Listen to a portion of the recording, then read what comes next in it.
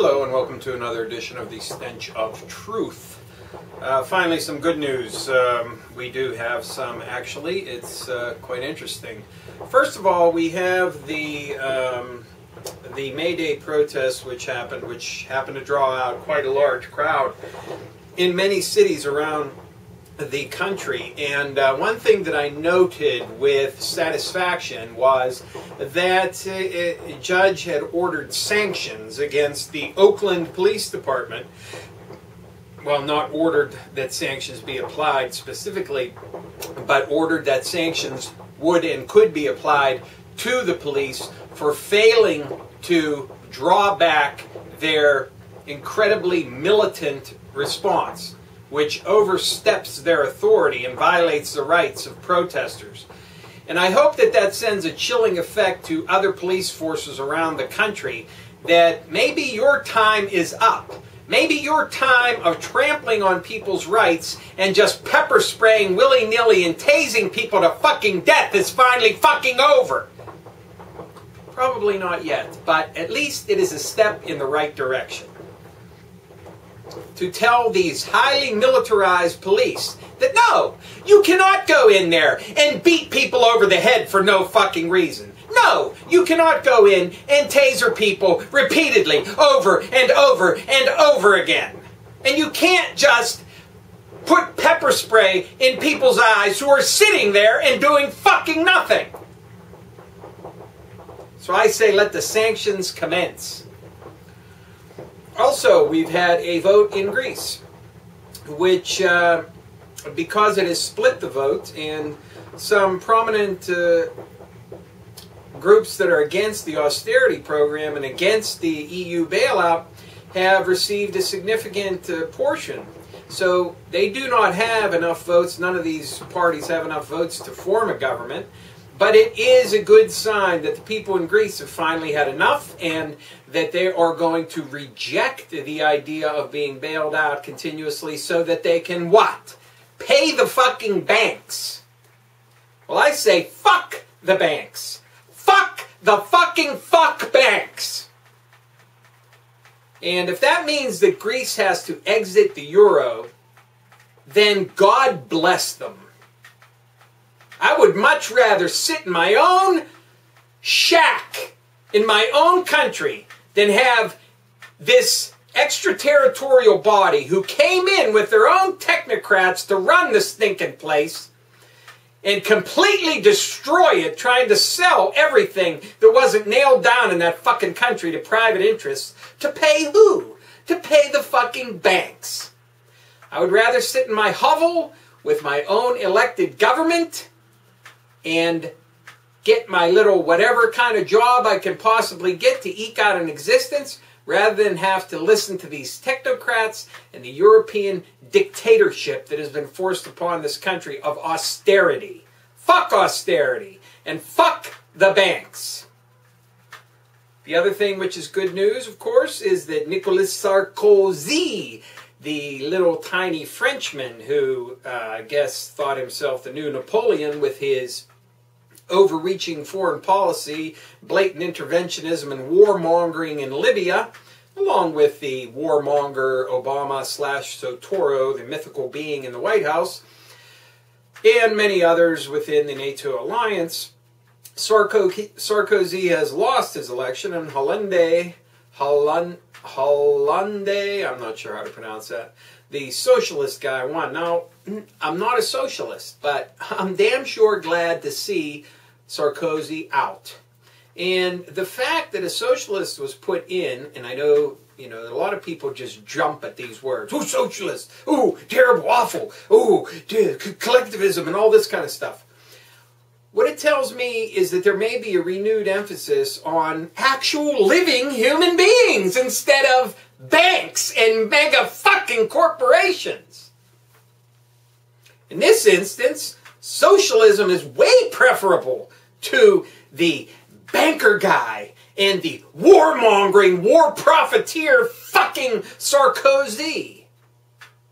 So that is a very good sign. Things are shaping up to be a very interesting summer indeed. If all this stuff is rolled back by some kind of war or whatever, or false flag, terrorist nonsense, don't be surprised. But it should cause us to be very wary going down the road, to keep our eyes open for just the kind of thing. That is, you know, a homegrown terrorist group here in the United States threatening to blow up a bridge in Ohio, maybe. Oh, wait, that already happened. I wonder how many people in the Ohio plot were actually federal agents. That's an interesting question. You might want to look into that and see just how many of these supposed terrorist plots have been foiled by the grand efforts of the FBI and the Department of Justice, who need the Patriot Act because it gives them the power and authority that they need to go after these terrible extremists who actually would be doing nothing if it wasn't the FBI infiltrating their group and goading them into doing things. And most of the time they're stupid and or mentally deficient people. And all of the information, all of the material, all of the support, and all of the money comes from our own wonderful government. So who's the real terrorist? Now, I have one final thing to say about the Dragon Society from the East, coming out of the East to save the world from the evil plutocracy of the bankers. Couple issues here, okay? You have David Wilcock hitches onto the bandwagon of Benjamin Fulford, okay? Who just, I don't know what happened to him. He used to be a regular, you know, correspondent for Forbes magazine. And suddenly he just went fucking nuts as hell, apparently. Okay? And David Wilcock, you know, I don't know that much about his history and what his work is, but if he's involved in this, it's part of this entire scam. It's possible, although I doubt it, it's possible that these people have been fooled. But, you know, if you're going to be fooled by this, you're pretty stupid. Let's look at a couple of the issues here that are involved. Oh, let me not forget the other guy, the secret insider with connections to the military and militias around the country, who says that all the people were in place to arrest all of these people for all of their crimes against the citizens of the United States. The eponymous Drake, which of course is just short for Draco, which is another term for dragon. So follow the words, follow the terminology. Okay, so you have David Wilcock, Benjamin Fulford, and Drake, the dragon, representing this Chinese secret society, secret family, what have you. There are several issues here. I'm going to try to go through this really fast. First, there are these supposed treasury bonds, okay, or / Federal Reserve bonds. I know those are two separate entities. It's unclear in some instances whether these are issued by the Federal Reserve or the Treasury Department. Okay, you have the supposed bonds. You do, in fact, have gold that is missing from the system. Not only possibly a tremendous amount from Fort Knox, but definitely from the World Trade Complex after 9/11. You also have possible missing gold in relation to all of the gold that was hijacked by the Japanese. And some of that may, in fact, be from China. And you also have missing gold that was part of the Nazi capital flight program after World War II. Then the next issue is that you have the concatenation of events here where all of this stuff is kind of mashed together. Okay, you have a person who is claiming that the bonds belong to a family in China, which is the rightful owner of them, and he is acting as the executor. Okay, and the bonds were illegally confiscated, and he's saying that he wants his money back, and this ties in with this $1 trillion lawsuit. But even more important now, with this latest thing of having these liens filed against the Federal Reserve banks. This is such utter tripe and nonsense. Okay, all of the things that they're trying to pull out of these very interesting areas that do deserve more research. Like, what are these bonds? If they are counterfeit, someone put a hell of a lot of effort into doing that.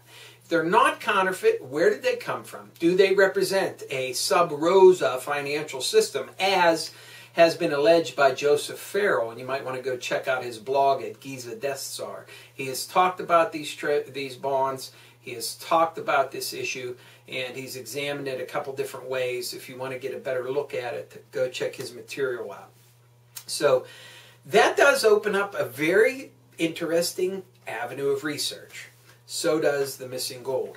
But trying to put all of this stuff together and make this cobbled together nonsense bullshit just doesn't work. Now, these liens against the Federal Reserve banks are exactly the same thing that the freemen of Montana tried to do in 1999, I believe it was. Whenever they were filing liens and different kinds of documents with the county clerk in an effort to steal money off of people. And it was entirely bogus, it was entirely made up, and of course they all went to jail for that. And some people had to pay massive amounts in restitution. Now, what you're going to find with these liens against the Federal Reserve Bank is that they're absolutely meaningless. And that the supposed insider with knowledge of the military and the militias in the United States, Mr. Drake, that entire scenario is a bunch of crap. It's a bunch of total, utter, complete fucking bullshit. There may in fact be a family in China which was entrusted with bonds for some unspecified amount of gold. Whatever. That might be true. Even if you do acknowledge that, why would this family take it upon themselves to come out of China and decide that they're going to take on the entire financial industry of the world?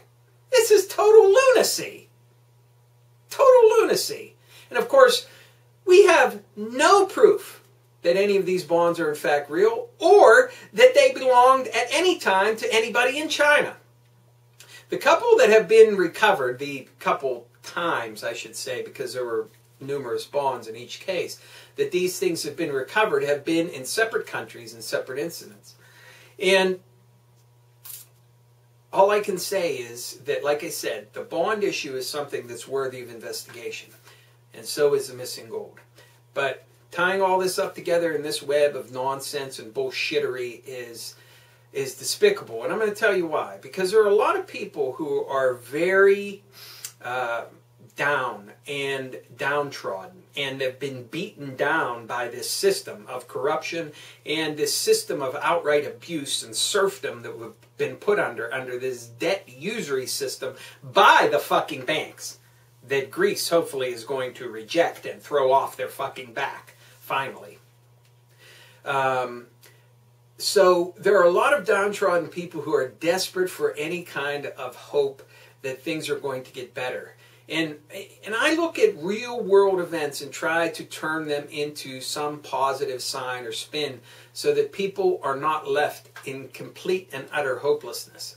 But I will not make up some kind of grand fucking shit to try and get people's hopes up who are looking for an actual kind of solution to the real problems of their lives by putting out this fucking nonsense that some fucking Chinese family with ties to organized crime or tongs, and I know ninjas do not come from China, whoever put that comment on my video, okay?